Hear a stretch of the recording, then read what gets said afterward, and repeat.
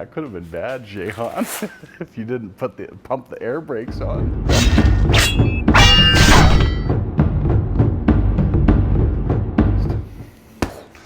All right, guys. So here's how to help a partner start Muay Thai sparring that might be a little bit pensive. Now, this is going to be a little bit of a stretch because my partner today has never been pensive about starting Muay Thai sparring or Jiu-Jitsu. All that I'm kind of getting at is I think that sometimes people have an idea in their head when they walk into a gym and they may see some people sparring and they're hardcore. These people have been training for years, they're prepping for a fight, and they think that their first sparring session has to be 1000% hardcore. Fact of the matter is that's not true.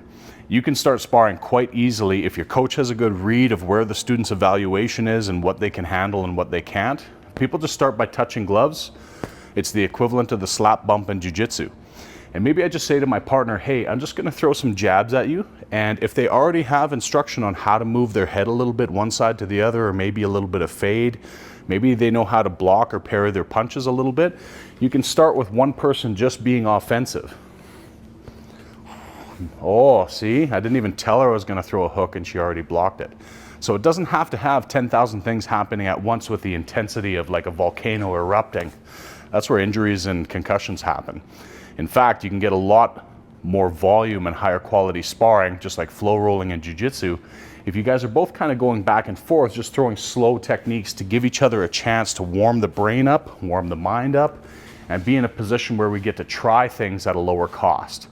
If we start going faster and harder and faster and harder, I only revert to what I absolutely know, and I'm not going to grow the skill or my applicable training in my Muay Thai sparring. It's going to cost me too much. I'm going to get a broken nose, so I'm not going to try new things.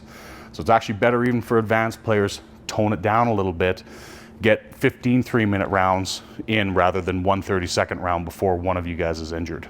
So get on the mats, get a partner that you trust. Start with some basics like, hey, I'm gonna throw a leg height kick. Let's just see if you can check, and then maybe come back with one counter. Something like that. And just moving slow and trying to learn how to read that timing. I hate to say this, but it might actually even be fun. Cheers.